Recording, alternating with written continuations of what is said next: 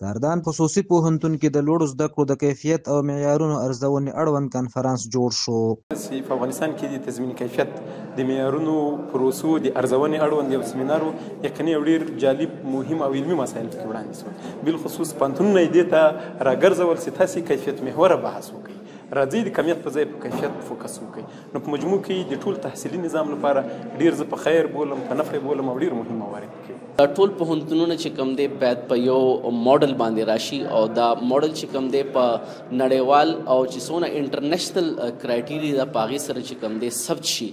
او وخت په وخت چې څونه په دې کې موږ سره چې کوم کریکولم دی، موږ سره ټیچینګ لرنینګ میتھډالوجیز دي او موږ سره چې کوم دی څونه معیارات دي، باید په دې باندې چې کوم دی ټول ښه طریقې سره چې کوم دی کار وکړي. نو دې لپاره چې کوم دی ماشاءالله اوس موږ چې کوم ګورو نو افغانستان چې کوم ګورنمنټ دی دی په امپلیمنټیشن باندې ډېر ښکلی کار وکړو او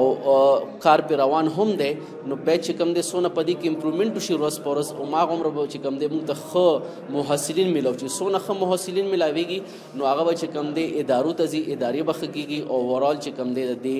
موږ ته به یو ښه خلک او یو ښه ادارې او یو ښه ملک چې کوم دی هغه میلاویږي. د لوړو زده کړو د کیفیت د تضمین او اعتبار ورکولو پروسې او معیارونو ارزونې اړوند په دغه علمي کنفرانس کې د کاردان پوهنتون د استادانو له لورې علمي مقالې او نوي معلومات ګډونوالو ته وړاندې شول، ترڅو د نړۍ د پرمختللو پوهنتونونو په شان د لوړو زده کړو کیفیت لوړ شي او په عملي او نظري توګه د لوړو زده کړو مناسب فرصتونه رامنځته شي. برنامه امروزی ما کنفرانس ملی در ارتباط به بررسی مقایسوی تضمین کیفیت و اعتباردهی افغانستان با کشورهای منطقه و جهان است. تلاش ما است که ما بتانیم یک مقایسه درست و بر اساس واقعیت داشته باشیم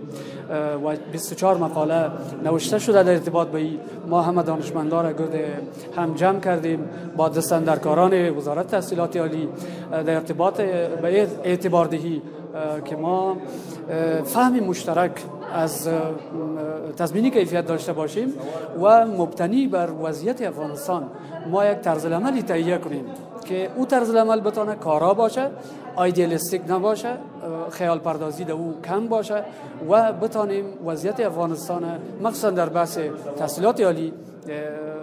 بهتر بسازیم، بهبود ببخشیم. د یادونې وړ ده چې په وروستیو کې د هیواد په خصوصي پوهنتونونو کې د ځوانانو د مسلکي روزنې او عملي تجربو د زیاتولو په موخه دا ډول کنفرانسونه جوړیږي چې مثبتې پایلې له ځانه سره لري. کاردان پوهنتون هم په کابل ښار کې د خپلو تدریسي چارو د پیاوړتیا په موخه دا ډول بېلابېل علمي پروګرامونه پلي کړي دي.